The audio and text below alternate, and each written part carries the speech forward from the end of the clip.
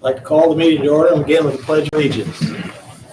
I pledge allegiance to the flag of the United States of America and to the republic for which it stands, one nation, under God, indivisible, with liberty and justice for all.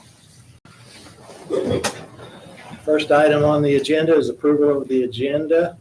I have one modification. I'll put that in under 4 as B, and it's concerning reappointment of a CVB member. I have one addition on, we could put in number 8, rock hauling under the commissioners. Okay, you want to, E. I want to put that in somewhere else. Okay. Because that's more of a, let's just put that in at the top panel. I'm going to call that AA. How do you like that? That way, because the other has to do with more just paperwork. Right at the top of the commission. Rock call. Any other additions or changes? Nope. Entertain a motion to accept the agenda as modified. I'll make a motion. I'll second it. All those in favor? Aye. Leonard, you're the first man up. Is there anybody over there?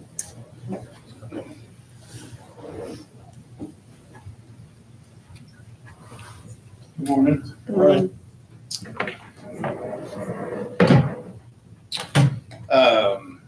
Did Chris give you our information for requesting additional appropriations? No. It was added to the agenda, but we didn't receive anything on it. Thank you.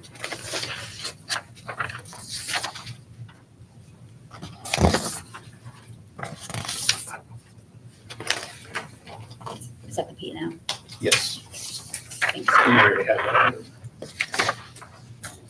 So we are requesting additional appropriations for the EMS service. The additional appropriations there,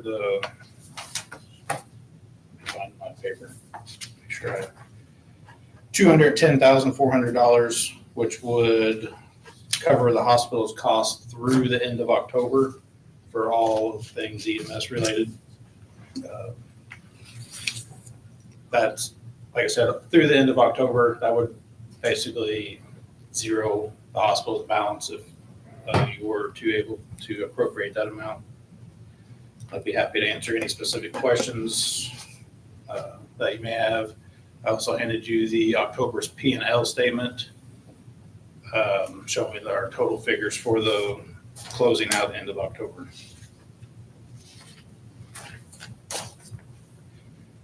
As you can see, our salary and wages continues to be one of our main costly expenses, which most businesses are.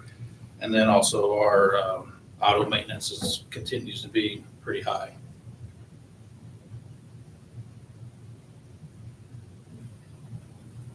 This is the first time I've seen this, so bear with me. I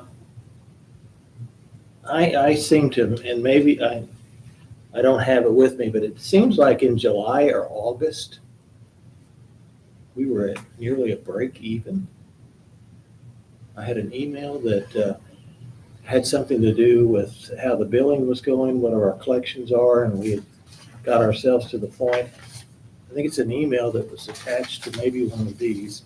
It seemed like it was July or August, and now we're just in a There couple. was a month in June that we showed a profit for that month. I think the email referred to, I was thinking we had a couple months profit, and that I think maybe it was referred to that you were working with the billing company to get some of these things worked out, which was going to continue to make things better. And We're still working on that. It is getting better.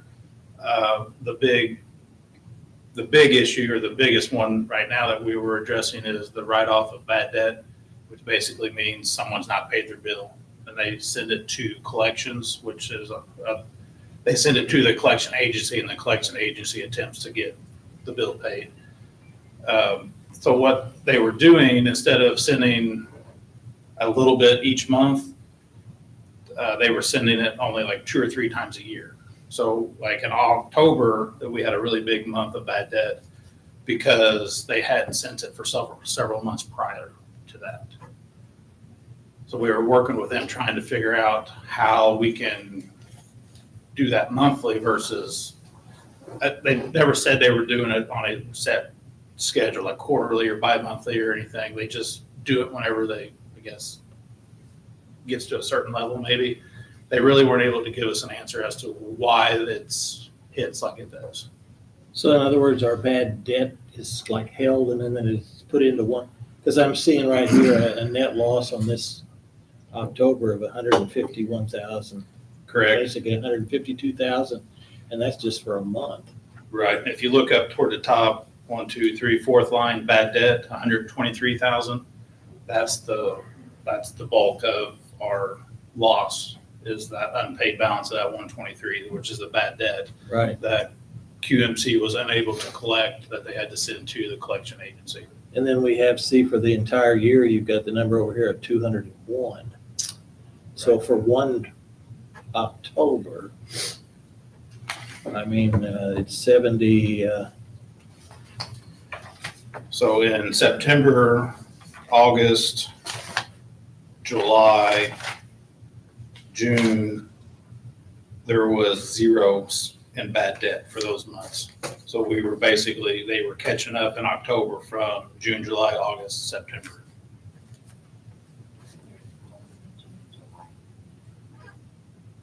so June, July, it showed a profit. Okay, this is coming from Chris, she's not here, but. Sure. June, we had a profit Kim, of actually, 26,000 some dollars, but for our bad debt, we actually had a negative $1,400, which was, they sent the bad debt and the collection agency was able to collect to offset that cost. See, she's got down here 253 for June as a profit, 50,976 for July, I guess, is a profit. Correct. And also, if you look in July, our bad debt was only $500. But I'm just looking at when I'll do this in my head real quick. We're looking at 200,000 on a 10-month period. It's $20,000 average in bad debt. And in October, we have $123,000 of that 201,000. That's huge. When we're averaging 20,000, which blows us up on. Following, or you saying averaging 20,000? Well, if I just take 10 months, because this is through October. I got you. If I have 10 months, 200,000 roughly in bad debt, so that would average $20,000 per month. And then we come in here in October and we've got a bad debt of 123,000 in 1 month by itself. I mean, that just, Well, because the last 4 months prior to that, it was a 0 or a negative balance. So they hadn't sent any bad debt, basically unpaid bills to collections in at least 4 months. May was the last month with bad debt, and it was $6,800. 41 in April. March was a big month of 75,000. February and January, were close to 0. but even at that, if I look back at that and I've got $70,000 worth of bad debt up until October that was actually billed out, our bad debt has exploded. Or something's happened to it. I mean,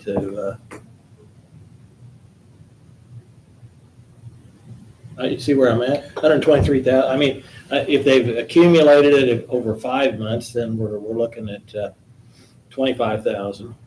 But then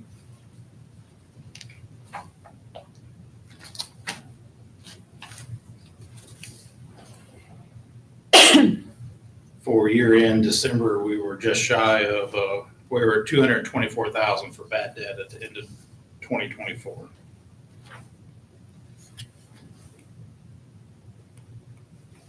Annualized bad debt for 2025, we're expected to be 241,000 and some change.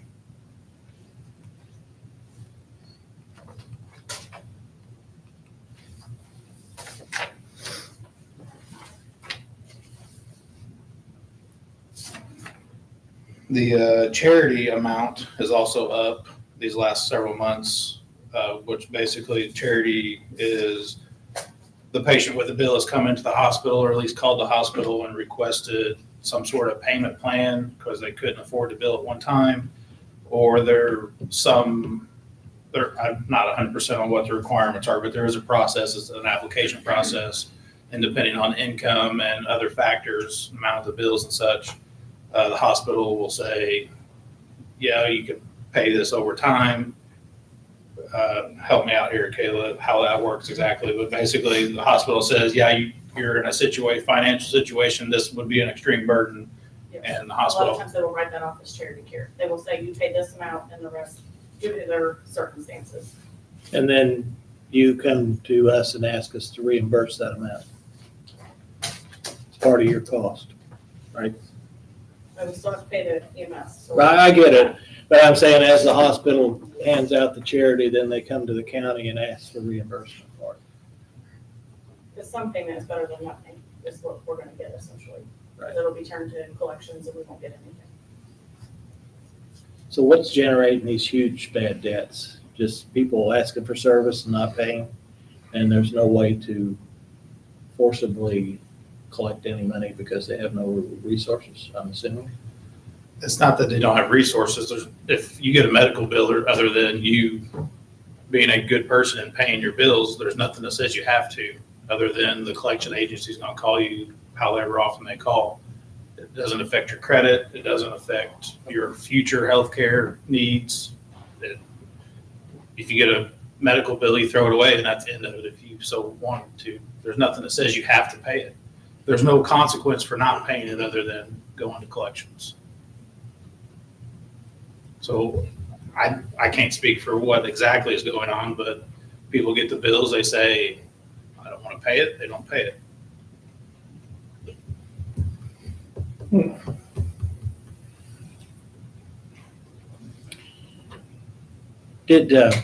I know at one time you did a study here, and this was back maybe 6 or 8 months ago, and they were taking a look at how much overtime is being generated at EMS. Was that addressed? So that, I think it was. Well, we were in the midst of addressing that. But we have built in overtime the way our schedule falls for our full-time staff.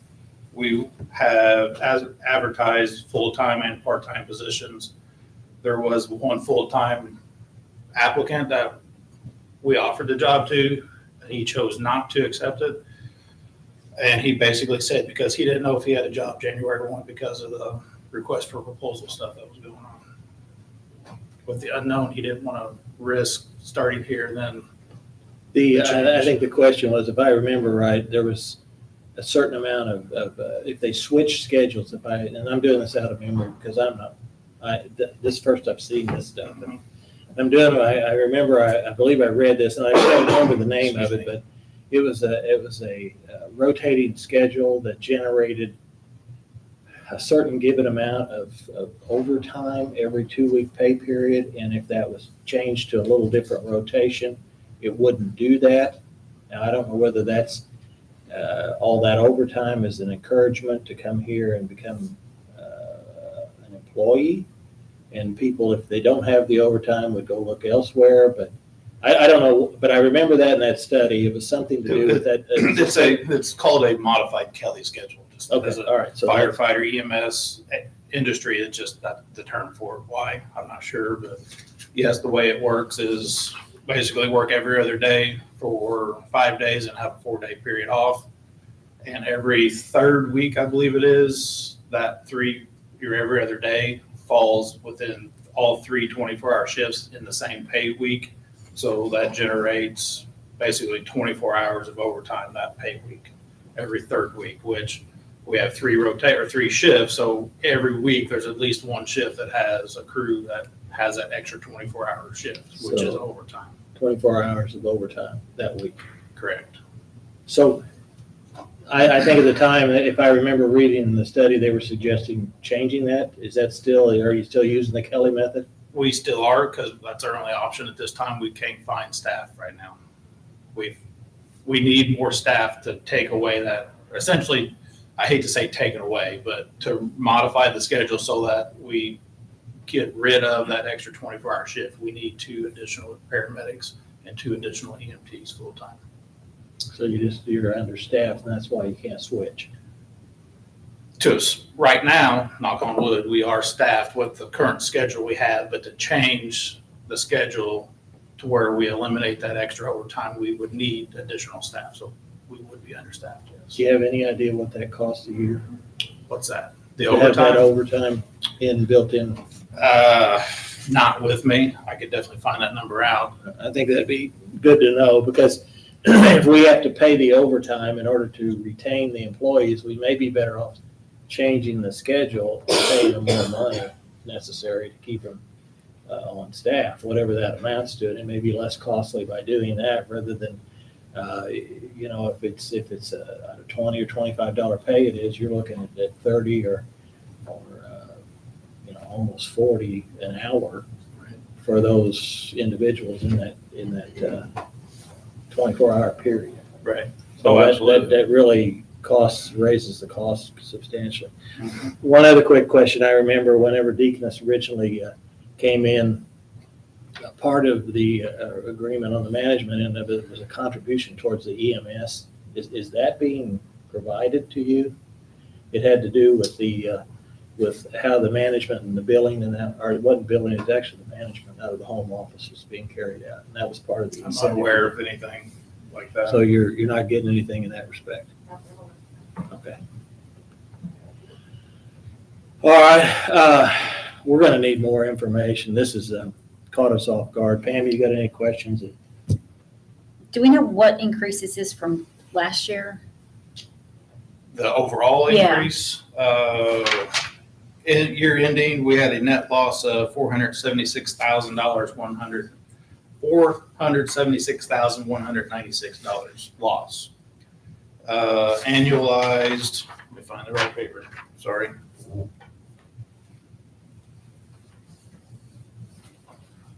I just had it.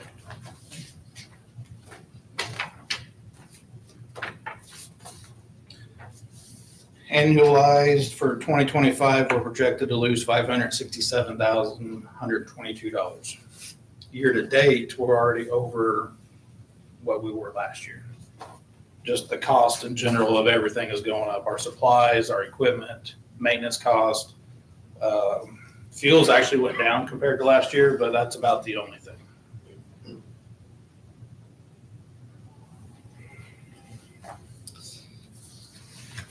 That's the only question I So have. you're looking right nearly $100,000 more Difference.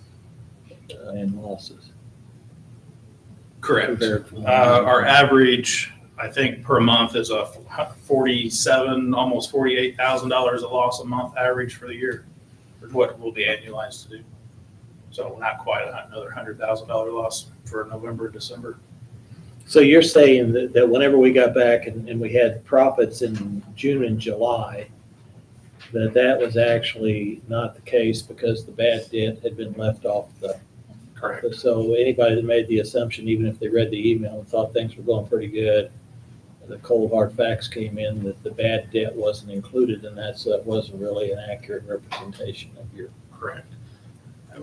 The way I understand the finances are done, we can't actually write it off until it's written off or sent to collections. So we don't know that exact amount to try to average it out per month until it actually gets sent to collections. So it goes on the month it actually goes to collections. So the month of October was the big hit. March was the other month that they sent the large sum to collections, whereas they sent just a little bit here and there throughout the other months. And some months was actually a negative balance.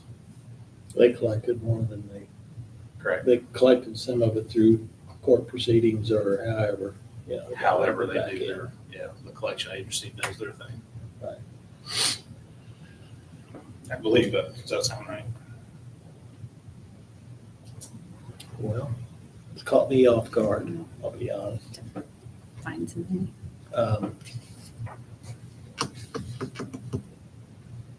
I would, I mean, what, does the company that does your billing, I mean, how do they,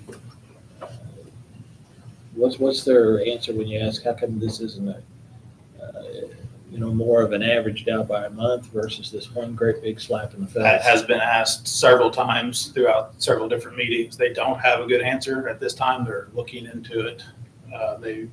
So we deal with an account representative, and then she, in this case, it's a she reaches out to the different, like there's a billing team, there's an audit team, there's a review team, there's different teams in their company that do certain tasks. So she has to reach out to those different team members to ask these questions, and it's taken some time, I guess, to get an answer, to try to find an answer that satisfies them and us, where we're not getting these large sums like this of bad debt all at one time. It's in the works. I don't know how soon we'll get a fix or an answer to it, but we are working on it so that it's more of an average every month versus a large hit like we have here in October. Because I know, I mean, I just, that's, what, not quite 70, probably 65% of your bad debt comes in October that you have so far for this year, 1 month. Right. But again, that's several months rolled in. I know, but the thing about it, when, I know, It makes October look horrible because shows $150,000 loss, right, whereas it shows And- some months we had a $50,000 profit. Profit. and what happens, and I know that I'm gonna speak for the council because I know how they look at this stuff, they get these things in and then they get a June and July, it looks like you're turning a profit, things are looking good. They think, well, okay, things are pretty good. Then they go into budget process and they say, well, they lose a little, win a little, it looks like we're on track for the year, and then they budget accordingly. And Right. then you come in the month of October and say, we're $150,000 lost this month.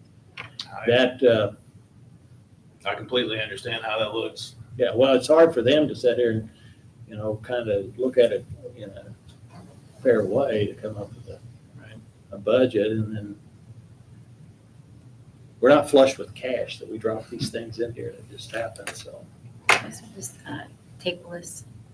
Yeah, we just, any other information you provide us would be, Do you have specific, I mean, I can provide any, or at least attempt to, any information you'd like or questions answered. well, I mean, I can, down to the penny of where we're spending what. I think the big question is on the bad debt. This is just, I because mean, that it's seems to be pretty- the one that's really blowing things up. The other thing, I'd like to know how changing a schedule would work for us if we got off the overtime, whether that's going to be impactful on wages, where we need to raise the wages, but is there a cost savings that could be achieved? And if we have to raise the wages slightly in order to retain employment and versus working the 24-hour extra time and a half, whether that's an alternative.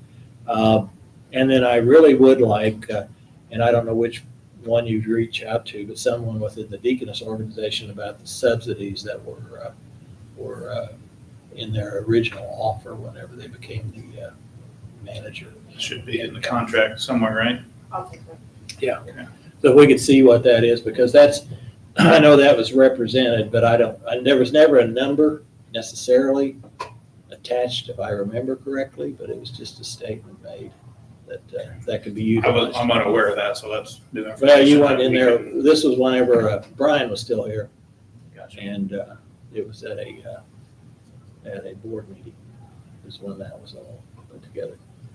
But if they have any questions, I've got the original documents, so I can provide them. So, if you could get that to us. What we got?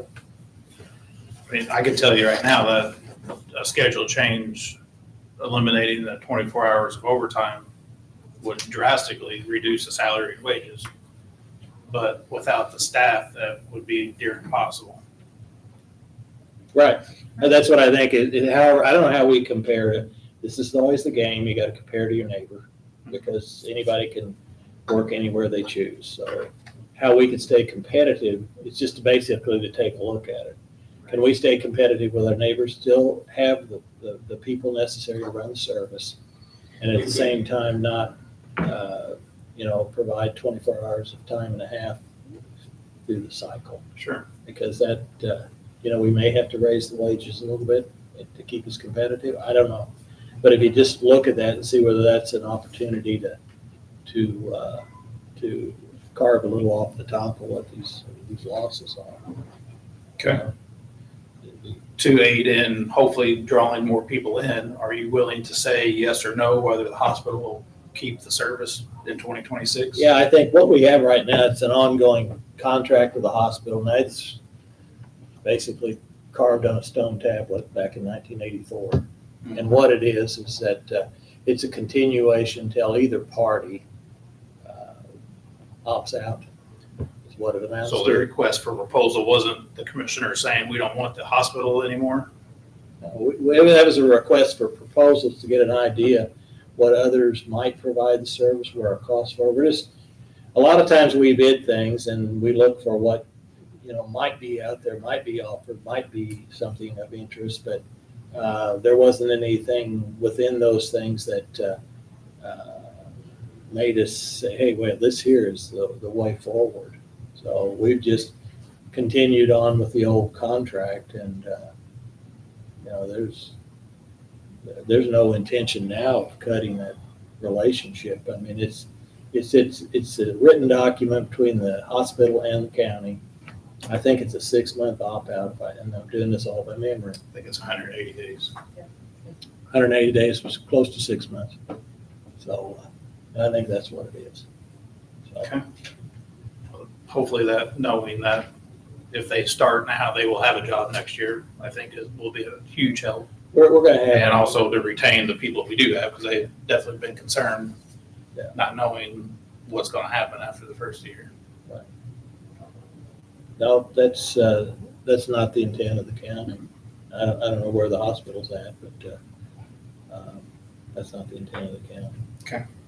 So whatever you could get us would be wonderful so we can look at it. I don't know exactly whether we need to approve this. The council's going to have to be involved with any appropriation of money. So we probably want to include them with any kind of documentation that you have, because they need to get up to speed on where your finances are too. And they may be more so than what we are as far as these reports and that. So do they need copies of these P&Ls, or do they already receive those? Okay, she says they should be receiving. Okay. So I think they come in, they probably are shared with the, and I occasionally get one, but it comes through one of the other members will send it to me, or other, because I don't think we're on the list. And Lisa, what's the deadline on advertising for the additional? I know Chris sent out an email. Was it the 3rd? I do not know. I don't know that. Sorry. There was a deadline on the additional, so I don't want them to miss that. With the council? Yeah, anytime you do an additional appropriation, it has to be advertised so many business days prior to the council meeting. And Lisa has to get Chris has to get those in the newspaper and be advertised. And I know she sent out an email. She's not putting it in the newspaper, it's being put on our website. Can we request additional appropriations from the council without approval from the commissioners? I'm not sure how all the process and things work, so. It'd be the opposite. It needs to go to council first and then here. Yeah, I mean, I'm not, in this case right here, I'm not sure. No. I know they have to play a role in it because they're the ones controls the purse. I was always under the impression that you had to approve it, and then they also had to approve it and find the funds if it was available. I don't know that if we get into this situation that even if we run out of time, we'll be into a new budget year next year, which frees up funds. And then we have a period of time we have to wait for additional appropriations.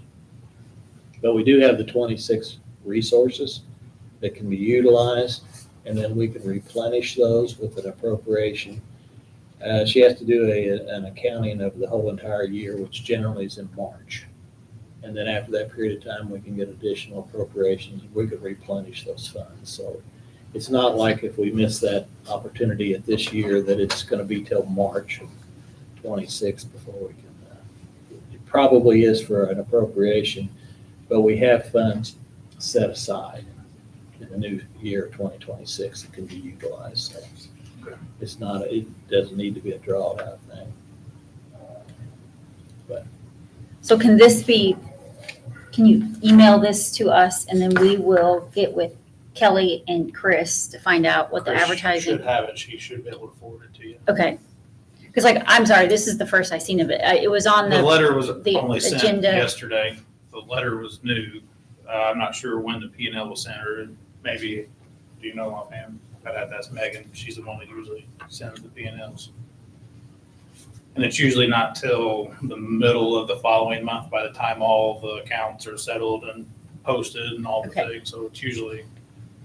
I'm not trying to push you off. I No, didn't you're honestly fine. just, I didn't see it, but we will won't get have it November's moving. numbers until at least middle, third week of December.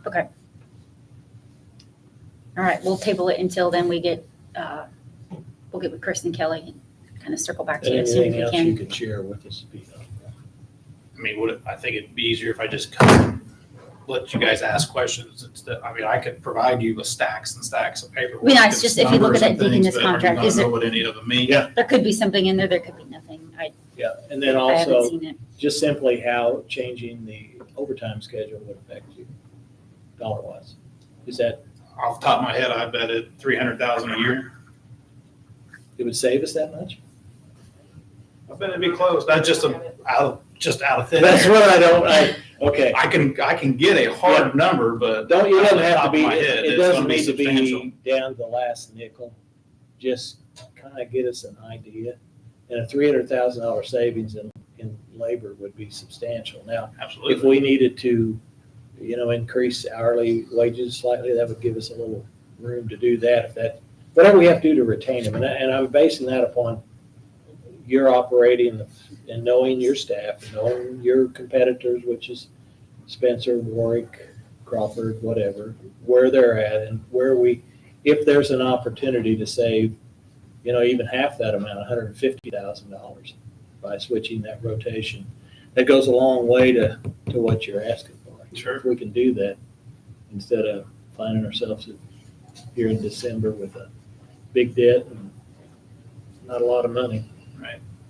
'Cause we're definitely trying to work on the schedule. We just got to get people, right?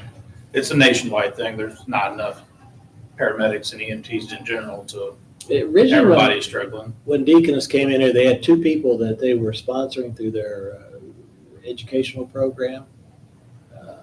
There It's was been a couple of years ago. 3 members that went through their EMT program. It's been 2.5 years now. They completed it, and 2 of the 3 still work. Is that still an option where we can, where Deaconess will participate in those things and allow employees to? I think it was they were getting educated and paid at the same time. Is that correct? So it was a pretty good. It was a pretty good deal. advertised as earn and learn. Right. Basically, So- you got paid to go to school. And, if that opportunity is still out there where we can potentially, get others within the community that would entertain, serving their community, if they would have that availability, I think that's something. I think at that time, the hospital still paid for the course and the time. The Deaconess just had hosted the class. Okay. So that would have been included in the salary and wages on the P&L, whatever time of the year that is. So in essence, we were paying for it. Okay. I was thinking that was, maybe they said they're going to open up 2 seats and maybe they didn't say who was going to pick up the tab. Yes. That might have been what the conversation was. I mean, there's, My It estimate. still worked. It was a great program. Right. So, that's just something I'm thinking, with the workforce struggling, if there's others that, would consider it, it's a way to kind of take a homegrown individual and allow them to work and be educated and then maybe lessen the stress on your employees Sure. at the same time. We could probably also target some of the high schools.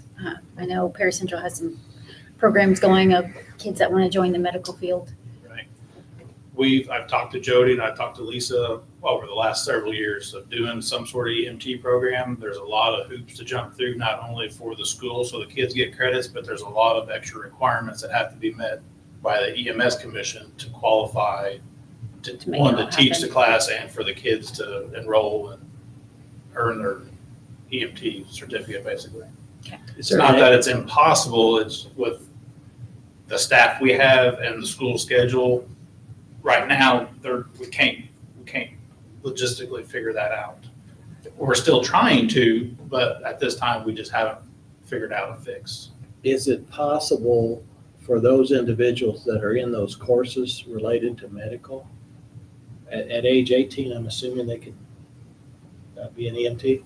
In Indiana, you have to be 18, yeah. So Okay. you can take your EMT test on the day you turn 18 and get your certificate. So what I'm thinking not is if before. that group of people potentially have an interest in healthcare, that they would have an opportunity to maybe go to one of these Deaconess programs after they graduate, and then that's their way into the workforce.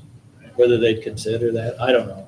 I mean, we were out at Perry Central here a week or so ago, and they They have had a quite a lot few of students that were, different programs, and one of them is related to healthcare. Mhm. And I think Tell City has a similar. Yeah, both schools have a healthcare pathway. Everything's a Yes. pathway. yeah, now. that was their pathway, yeah.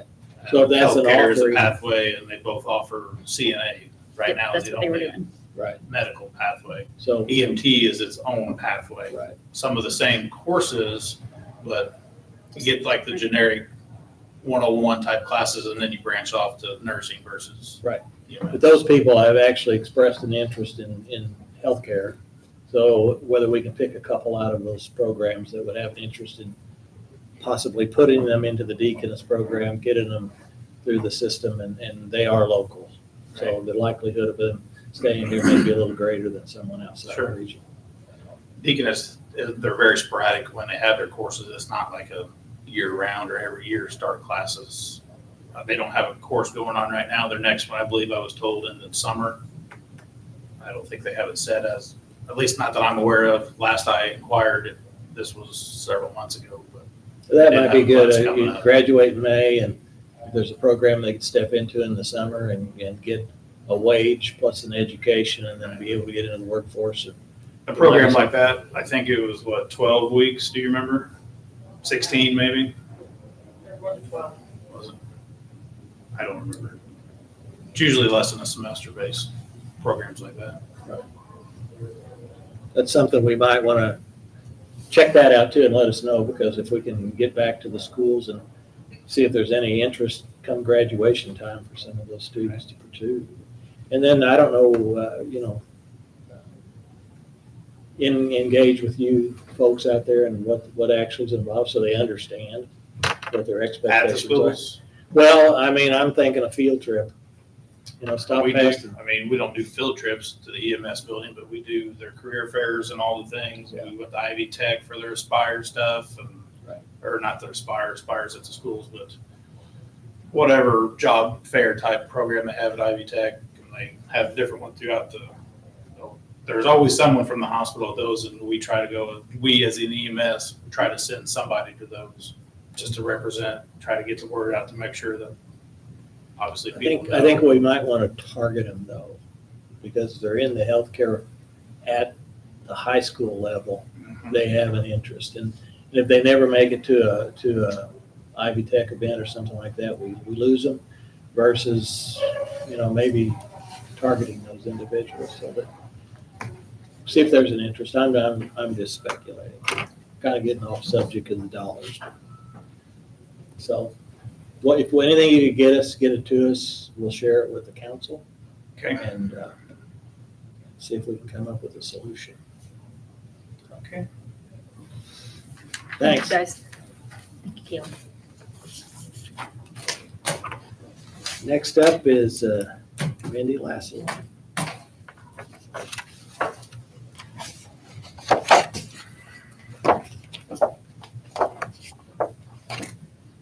Alrighty, so here we are again. I came, requested to put out a request for bid based on specifications. Sent those to Andrew, sent those to all of you. You all reviewed those. At the next meeting, I requested to put out the bids. That was approved. We put out the bids. We advertised the bids. We received a bid, opened a bid. And said bid has still not been signed off on. So I am requesting again to approve the statistical reassessment that was bid on the specifications that we posted. I think where we are, and I talked to Tyler Technologies, Troy and he says, because we're looking at this and how it might use the Eagle View, which is flying, to collect the documentation, and he expressed that they do that in other counties, similar type. So what we're looking at is because I truly believe that overflight versus driving to the person's home, if they can have access to it, or cabin, or whatever it is, will give us a better overall determination of buildings, property sizes, these things. And I think what we're interested in is, he said they do that too. And so what I would like to see happen is like a list of the things from the desktop that Eagle View would provide to getting it into your Exsoft system, what those costs would be. So We would can- have to data enter those. Those two systems do not talk.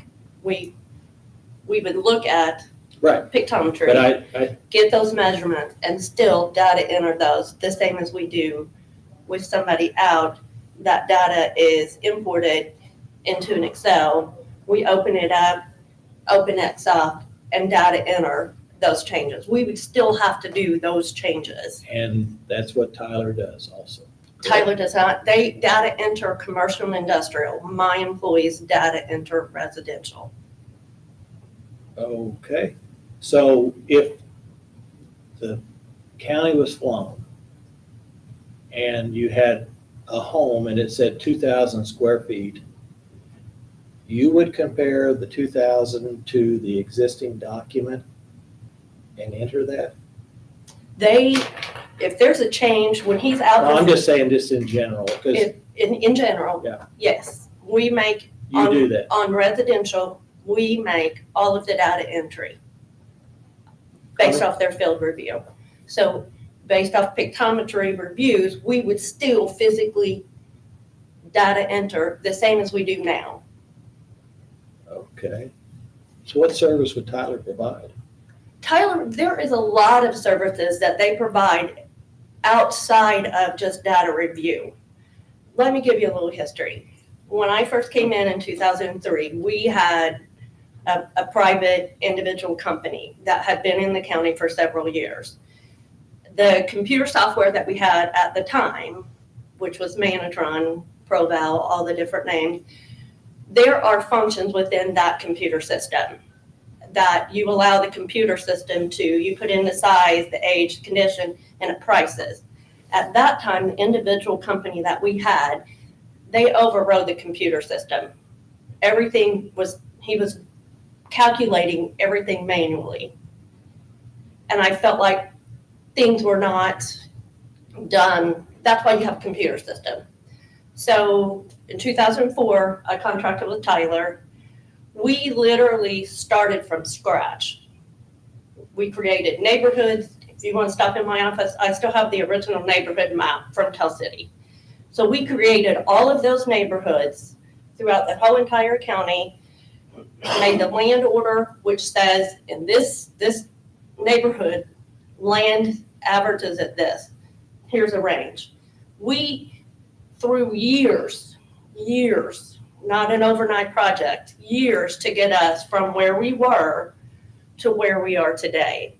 A lot of blood, a lot of sweat, a lot of tears went into that. We met with the public. We had after hours for the public to come in because their cards were so different based on manual to where we are today. And Tyler Technologies, if there's an appeal, I review those. I pass those on to my field reviewer. We have two sets of eyes. They represent the county on appeals. One year we had 4 appeals go to the IBTR, Indiana Board of Tax Review. Tyler Technology, which is part of their contract, represented the county and prevailed in all 4 of those cases to support the county's value. So there's a lot of things in this contract outside of field review that go into every day. They help with trending. They validate sales. Every sales disclosure that comes into my office is validated or invalidated. That all goes into the sales. In January, we have to pull that sales file, balance with the auditor's office, send that to the state, approve that sales file, get that back, work on the ratio study, work on trending, send that to the And state. your office does that? Tyler Technologies and my office work together to get all of that done. So there is a lot of things in here outside of data review. Data review is a very small portion. And Tyler Technologies has been an excellent partner for Perry County and my office. I don't think anybody said they're not. I mean, I disagree. okay. I disagree. But if we are going to go with some type of an overflight versus a manual, then we need that wedge of service between what they provide by flying the county and what it needs to get in the format that you're comfortable with within your office. Whatever that piece of the pie is, whether it's going to court, whether it's doing ratio studies. I think the land area, if I remember correctly, that's something that's regularly redone in the county, and I think there's a We have to process do a that land DL order and get it approved every 4 year, in the 4-year cycle, but through the trending process, it's basically a land order every year. Right, and I think the DLGF has a procedure you follow to generate that. And so those services, whatever they encompass, is something that Tyler would provide. Correct, like they do now. Right. So what our interest in is fly this wedge of services to get the information, whatever the process is that you're comfortable with in your office. So what's our cost? We know what our Eagle View cost is. We need to know what the wedge services are requested and what that cost is to get it to your office in a suitable format and form. I'm just curious that I sat through 4 days of budget hearings and the council could not find money to not only give a raise to the county employees, they took our wages back to 2024. There was no money to keep us at 2025. So in 2026, every county employee sitting in here is going to take home less pay. So if they didn't have money to just keep us at level, I'm curious how they can find $90,000 for a want, not a need. It's a want, not a need. Pictometry, Eagle View is a want, it's not a need. What we're doing currently has been proven time and time and time again. It's working. It's working. We're not broke. Stop trying to fix me. We're working. We're doing an excellent job for every county taxpayer. And I'm not sure why you want to change that. It's not broke. And how do we have more money when county employees are going to make less? How do we have $90,000 that they couldn't find in budget time? Explain that. Well, first of all, that's the council that I Okay, that realize that, process, but but- you're spending council money. you're automatically making an assumption that this process will cost more. How is it not? So my question, I think you reached out to me also. My question was, if we should purchase it, would there be a change in that price? And I haven't, that's my question. So it seems like Eagle View would be helpful to you, so there isn't as much foot traffic in and out. Yeah, from the conversation we had. You want to come up here? I'm Yes, sorry. Absolutely. We had conversations back in early November. I'm Troy Fryman with Tyler. And at that point in time, I explained to you the process of what Eagle View is. It's a tool. I can talk to you about what all the river counties use it. We use it in minimally 4 of those counties. We are here just in Perry County already at a price point of about anywhere from $5 to $8 less because we've done it here so long. What I replied to in the email to Commissioner Cole on the 14th is I indicated that over a 4-year basis, we could have a cost savings potentially if we had to define the scope between $18,000 to $25,000 over that 4-year period. We use EagleView already in a lot of these other counties, with the exception of the 3 counties in this area, with Spencer and Crawford, they don't have EagleView. But we use it in a lot of places. And it's a tool. It's not changing a lot of the process of what we do besides what we're able to do within the office. You And still have we to understand physically it's get a in the field. tool. Yeah. I mean, first of all, I'm definitely not saying anybody's doing a bad job. Right. What we are hearing from taxpayers is it always fair? Can we make sure we're being totally fair and getting the correct, or what are we missing out there? Yeah. I mean, and what county, and it's got to be every county, I'm sorry, it's not just us. Having EagleView is added value, but the process in terms of what the assessor's done here hasn't been in place to utilize that because there is a cost to it. When you look at the cost savings, as we indicated within my email that I sent to Commissioner Cole, would be between $18,000 and $25,000 of the original price that we provided at $378,000. And that's over the 4 years. That was given to you. We talked for 45 minutes on the phone. Yeah. I educated you on what EagleView is, where EagleView's at, not only here in Indiana, but across the country. I mean, it's a tool to us. It's one of a dozen tools that we use. We welcome it. Yeah. But the process, there's things that still have to be done. And I'm a little bit taken back of what more you're needing from the assessor, hearing that you want these different.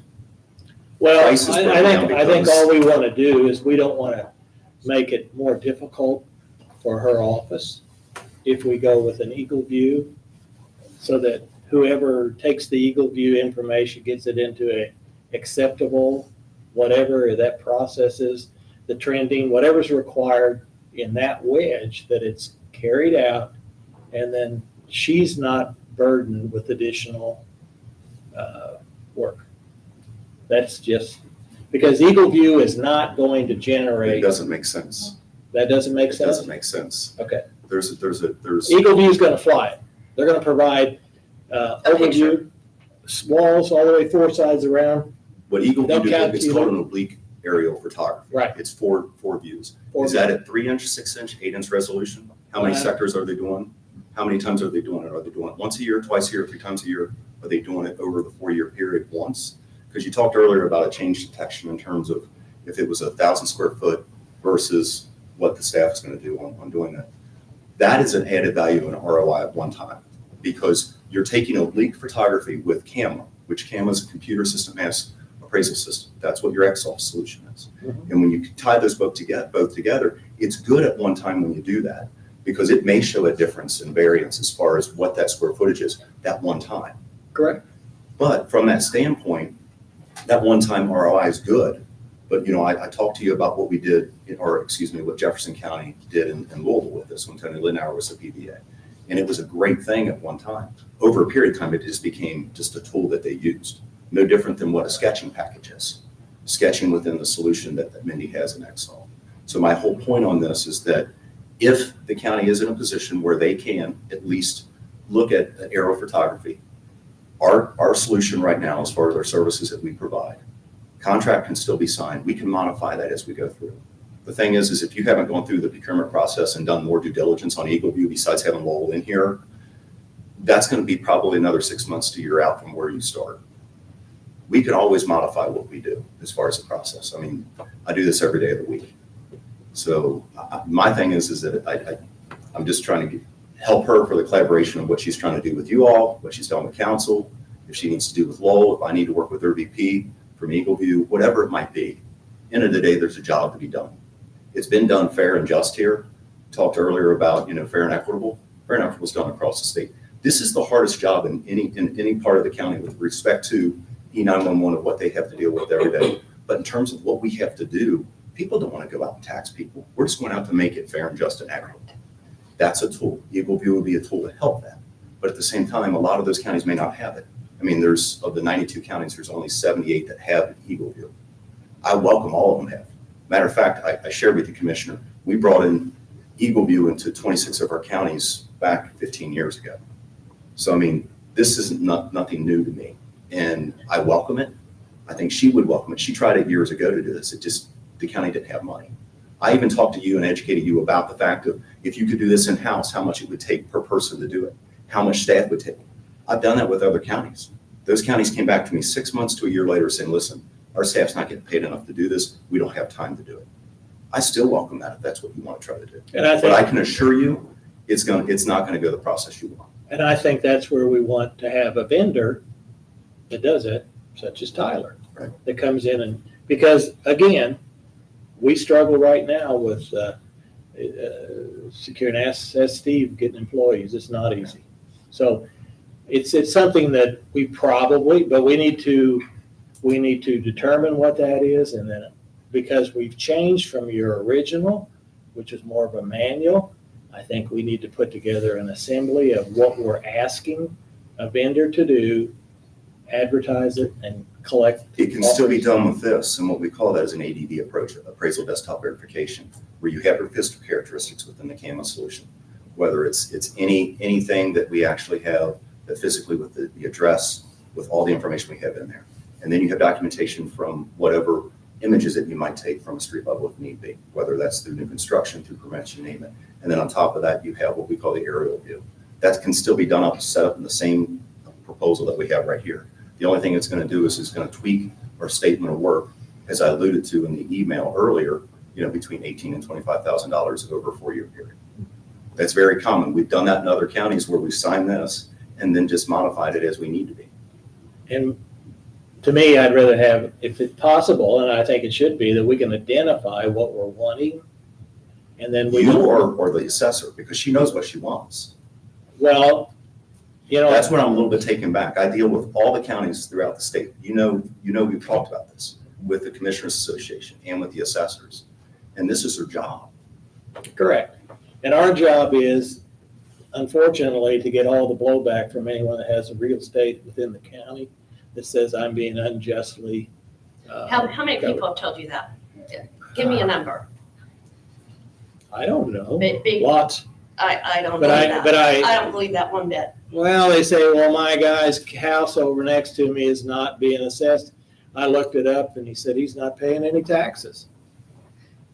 You can't, taxes is not my game. Assessed value is my game. Okay, There's but you gotta. exemptions, there's you deductions, have to there's all of those identify things. Assessment is my game. You have to, Assessment is my game. And I will go back and ask you again, what changed from budget hearings that we can now afford this? He said it's gonna lower maybe 20,000. So it's still 70,000. And it's 74,550 plus another, so over $60,000 every time you fly. Every time you fly. So it's not a one time and we're done. It's every time you fly. So tell me how that's gonna be a cost savings. Tell me how we have the money in the budget to do that every 2 years, every 3 years, because we're not gonna make that savings up in this bid. I don't care who bids it. We're not gonna make that savings up. So if we can't pay our employees because we don't have the money, how do we have money for this every 2-3 years? It makes no sense. okay, let me just take you through a scenario then. Maybe this will make some sense to you. If we discover $5 million in assessed valuation that's not on the books, okay? We have a certain amount of money that we can collect. State mandates what we can collect with property tax. So we're not going to collect any more money at the county level. But person A, who is paying their taxes, will now recognize a lower rate and will pay less because person B over here that hasn't been taxed now has to actually pay a tax. So it becomes a fairness issue for property owners in the county. This is a way we can do it. We can fly it. We're going to see it. And then it becomes a fairness issue. Now, I don't know what value that's worth, but it will clarify some of the, and maybe none of these things are realistic. Maybe you've got every barn, every building, everything in this county already found. We have 90%. I guarantee you, we have a high 90%. The permit system, one, we have to have a good permit system. We do not have that. We do not have that. And this will resolve that. Let's hope so. How is this gonna resolve a permit system? Okay, Because you're gonna take a picture one time and it's only good. So if they take the picture and I build my house tomorrow, I'm still not gonna pick it up if I don't get a permit. So how's that gonna fix it? currently with utility providers, if it's a new structure, you won't get electric or water hooked up without a permit. But what So if it's that- not a new structure? What if I built my house, got a building permit, but then I built a big barn and put an in-ground pool in without a building permit? How's it gonna pick those up? Exactly. And you have went through your 25% cyclical reassessment, and you had visited their house 2 weeks before they started on the barn. When will you find that? 4 years later. But if I take a picture and use that out, until we take a new picture, at least when I'm out there in 4 years, I get to see it live. And when you But if fly, I take a picture and I'm still looking at an old picture, because now we can't afford to refly it because we don't have the money to refly it. So I'm looking at an old picture for 6, 7 years. How's that fixing anything? I don't think you can fly it once and be done, because the You're right, we can't. the streamlining of this is once you put the effort into it the first time and do it correctly. But it's the same cost going Okay. forward. Excuse It's the me, same cost. when It's you the do same it, cost. I think we're missing, Becky wasn't able to be here, and we can agree, disagree, but I feel like I have an opinion on this also. Do I think it will be beneficial? Yes. Personally, I don't feel we're ready for it. Once again, this is my opinion. There's 3 of us, and without her being present, we really can't make that vote. Do I think it's needed? But I don't think the time is needed right now because mainly of the money, but also we need time to plan. Like Randy said, it does need a plan. We need to know, do we need another person? Would that person need to be approved by council? If we need to have an exact plan instead of just going in there and saying, this is what we're going to do. So do I think it'd be beneficial? Yes, but I don't think so right now. And that's just my opinion. and my point was, when you fly it the second time, with their change finder, it identifies changes. I spoke with Judy Sharp, Monroe County Assessor. Mhm. They have pictometry. They have a lot of wooded areas like we have. She got away from change finder because she said with all of the woods, it wasn't picking them up. We're gonna have that same thing.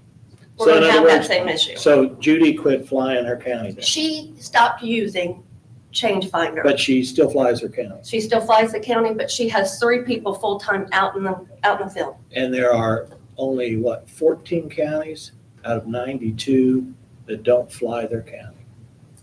But it's not paid off reassessment, it's shared services with United. Exactly.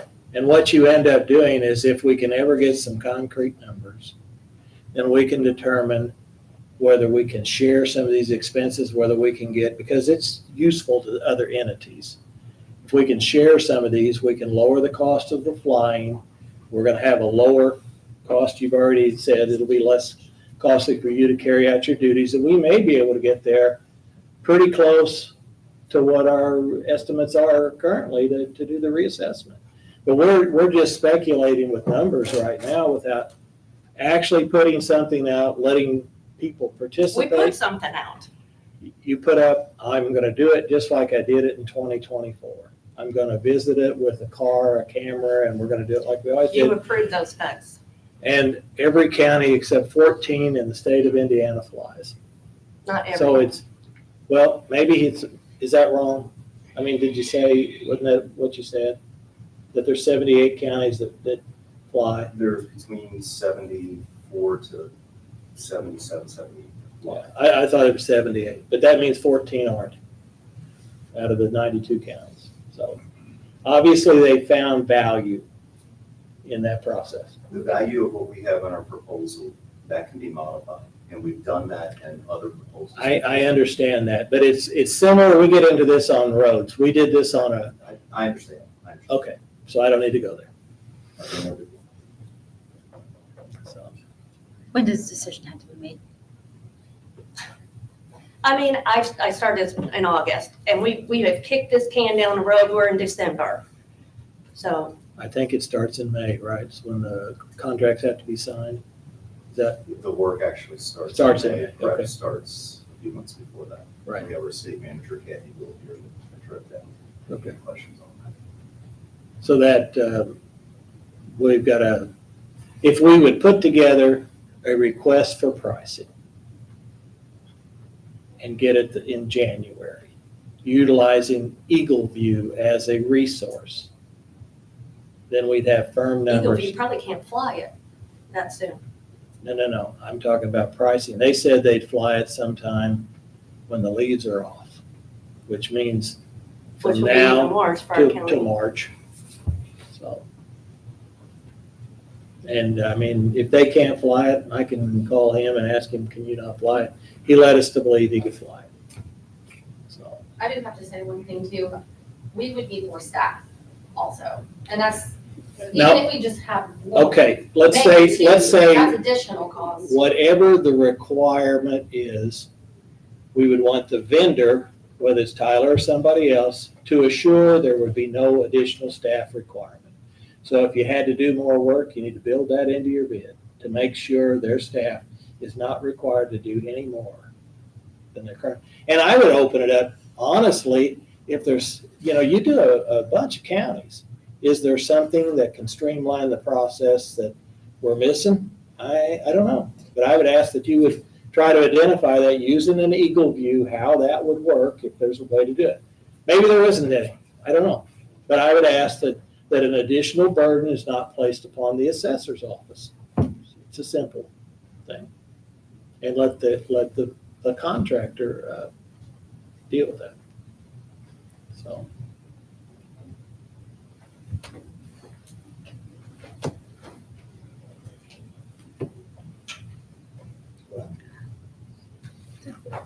Let's put something together to see, we'll table it and see what we can come up with to see on that.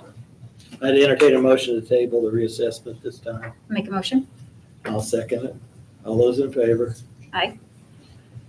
Next thing up is that there is an opening on the CBB, which is Stan Goff that resigned from that position, and Brad Hart offered to serve Stan's position out until it's over. And he's a councilman. Stan was a councilman. So do we have any discussions on appointing Brad to serve the rest of Stan Goffman's term? Nope, I make a motion. I'll second it. All those in favor? Aye. Minutes. We need the minutes approved from 11/18/2025. I'll make a motion. I'll second it. All those in favor? Aye.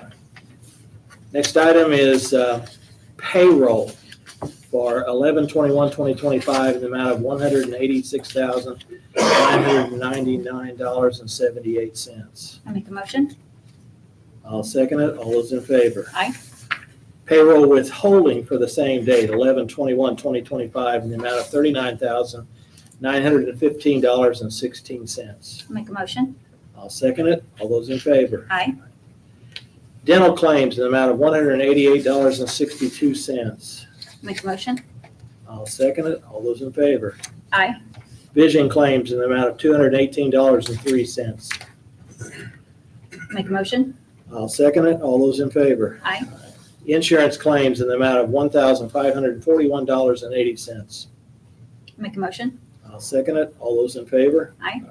Health claims in the amount of $68,996.25. I'll make a motion.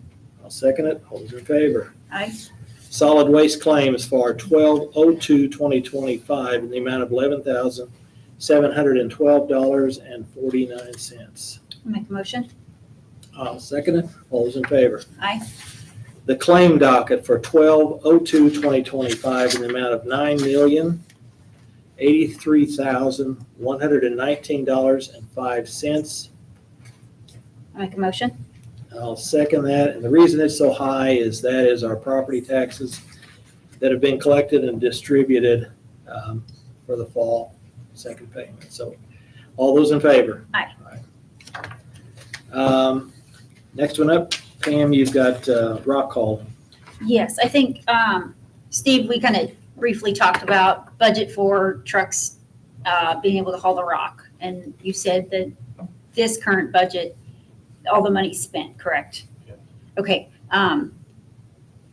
What we want, I mean, I think I've asked for the past 3-4 months is rock to be delivered to the roads. Not this huge stockpile up there. We will still use that. So we want that to happen immediately. Okay. I think it will help with your department. You're having some staffing issues. If we have other trucks, take it directly to the roads. It's going to get it there quickly. We just got done that apricot over there, so that'll free up my guys to haul rock. Steve, she wants you up here because she has to do the minutes off of the recordings. And then she struggles if people speak from the. We finished apricot yesterday, cottonwood and apricot's done on the ledges, so that frees them guys up to be able to haul rock on the road now. Okay. It's not happening though. I think you've said that for the past 3 months. Well, we've been I on- want to be very How long clear. have we been I on want Molzers to take the rock to the roads and apply it. I don't have the money right now. to have We it. will find you the funding. You said that when you come out there last spring about the ditch, and me and Kimball and Joe sat there, and we explained to you how many people we had and what we had to do, and you said, I will get you the money to hire some more people and be able to do some ditching. You know, I can't go by you saying we'll get the money. I have to know the money's gonna be there. I can't do something illegal like that. It's not illegal and the money will be there. The money is there. It's in the highway departments, which is the taxpayers' money. The taxpayers want gravel on the roads. It's very simple. I Where's mean, the money at? are you wanting to just appropriate it or something or what? I mean, if you tell us what you need, we'll find the money. We'll find it. I mean, we're not in a good time. Are you guys trying to make it look like we can't do our job out there? I mean, Nobody's that's saying you what the can't do goal your is job, here but the with all job's this not crap. being done. This is the whole We've been over on conversation we've apricot. had. You from the beginning. demanded that we do apricot and cotton. Yeah, because we were getting ready to be sued because our equipment was being tore up. The guy that owned that said he wished we hadn't done it. You know, I don't even know why I'm arguing with you, okay?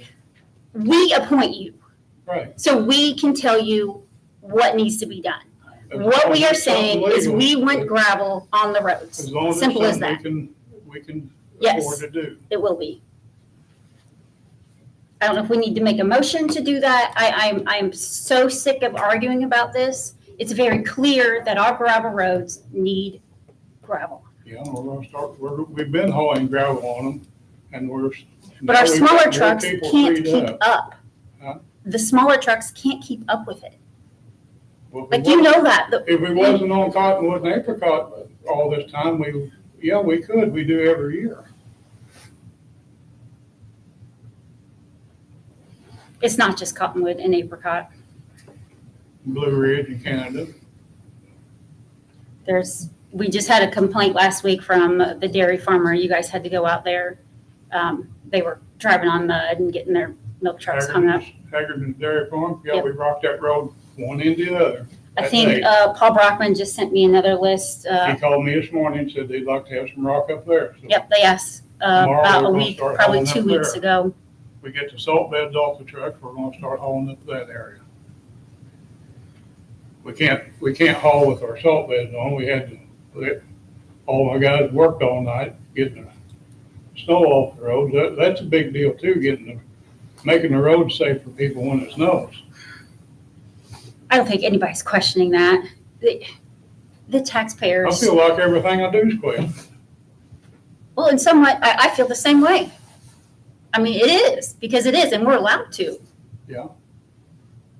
You know, and if you guys have things to say instead of sitting back there making faces, rolling your eyes, there's public comments. Okay? My guys are here because they're concerned about their jobs. You got all the benefits of working out there is being talked about being taken away. We're gonna make less money next year than we did this year. Who in the hell wants to do that, you know? That ain't you guys, it's on the council, but Correct. who wants to make less money next year than they did this year? No one. Right? But we are. This is a public meeting. Once I'm again, on my own Then time. next time, sign up and come up here and talk if you have something to say. I can be here, roll my eyes all I want. We're gonna be at a Never. point where we don't have anybody. I got another guy's talking about retiring in January. I got another that's looking for another job because they're gonna lose the benefits that they're there for. You know, it made that job worth having. All right, I think you're straying off the topic. Anyway, we want, If you get the money, okay, yeah, we'll have them haul it. You get the money, but I need to know where the money's at and that we can pay it. Because we ain't got nothing left right now. Okay. We had two extra loads took over yesterday on apricot, and we had to do some figuring, make sure that we could even pay for them 2 extra loads we put. We'll find the money. We'll get it, what we can, we've got to get the roads in condition. I think we're losing focus on where we want to be. Now, how we get there doesn't really matter. We need roads that are suitable, passable, and they serve the public. I really want to find out, I think we've got a problem with our roads, and it's just like this kind of weather, we're getting too much moisture down inside of them. Yeah, the snow melts, they're going. I know, and you end up, but the way to address that is during better weather and getting them some way where they're sealed so their water doesn't get in there. Now, whether that's a chemical treatment, whatever we need to do, Randy, we got 250 mile of gravel. road. I understand that. I think, I know, we need to figure out a way to keep the water out of the road so that you don't continually have to haul and grade a road. You can't keep up with it. And so some way we've got to get those roads sealed so the water doesn't penetrate. Because what happens to you if you go up, you put rock on the road, depending on what weather you're in, the car traffic, you're putting it right back into the ruts. It's just, you're right back in, and it's just like a reoccurring thing. We've got to stretch out the time frame between this load of rock and this load of rock, and the road can't go to hell in the meantime, and you make the people drive down a terrible road. So there's a solution out there. We just might need to figure out what it is. And if it's, 10% of the roads, 20% where we can direct traffic to a road that's suitable, that stays in shape, then we target certain roads and we get it done. But it's just not working how it is now. And people are unhappy. A lot of the problem is not having enough employees to do it. And I Whatever. understand what you're which leads saying. directly back to if we Right, let I understand them that. haul, it is freeing up your employees. Right. If we can afford to do that, I'm great with that. Okay. All right. So then the only thing we need to do is find some money. We'll do I that. think we can do that. Yes. Okay. Put it on the list with everything else. Yeah. Thank you. So with that, Pam, what I think we need to do is look for some excess money so we can afford to hire mulchers to haul the rock, speed the process up. And so I don't know how we want to make a motion to review. I Balances? think we have a meeting, is it next week, the 11th, at the Highway Department? Thursday. Next Thursday. Yes. Hopefully, we can have some answers and more details in for you at that time. Okay. The exact plan then. So do you want to table this? Or you want to vote on it? I'm supportive of finding the funds and getting it. I shouldn't say the community is tired of waiting. And once this snow melts, we're gonna have another, it's gonna be a nasty, muddy mess, and nobody should have to drive on that. So do you want to? So I'm not okay with tabling it, no. I So just you wanna want the pass rock. Yes.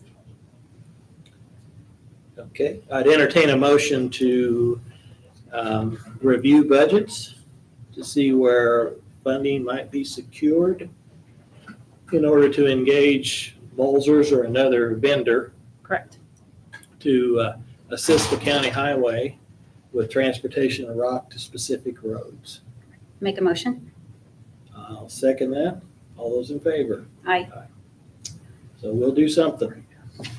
Next one up is the Ride Solutions. They're requesting a letter. Again, I read through that, and we had signed that letter, and it was specific to 2025. I cannot see any reference to 2026. It didn't make any sense to me. Yeah, and I did ask the council, and they haven't funded Ride Solution for a couple years. So what we had done in 25 was sign a document for them so that they could secure additional grant funding, I believe, from the state. But that expires December 31st, 2025, and has no reference to 26. So writing a document for 26 to rescind, or it doesn't make any sense. to It me. really had nothing to do with SEA one. They kind of dropped the ball on requesting funding for the budget. Then it didn't I get think put that in was the like 2 20. years ago Correct. they did that, yeah. So then So it it didn't didn't- get put in the 2026 budget. So Right. it really, I'm not sure what they're trying Yeah, to so- do. But it has nothing to do with that. Yeah, so I don't think there's any action there because I don't know the purpose of it either. Correct. Next thing here, we've got a reminder on here that we are accepting those that would like to serve on several of our boards. Coming up in 2026, the appointments will be the beginning of the year. There's an online portal that someone can sign up, fill out the information, or they can hand their interest to one of the commissioners or the council. We're not going to make everybody have to be good at a computer and doing the online stuff if you want to serve your community. So if you do, get your letter of interest in, and we'll consider you for an appointment. Next meeting we have is scheduled for January. No, it isn't. Our next meeting is scheduled for December 16th, 2025, and our organizational meeting will be January 5th, that Monday at 9 a.m. So with that said, I'd entertain a motion to adjourn. Make a motion? I'll second it. All those in favor?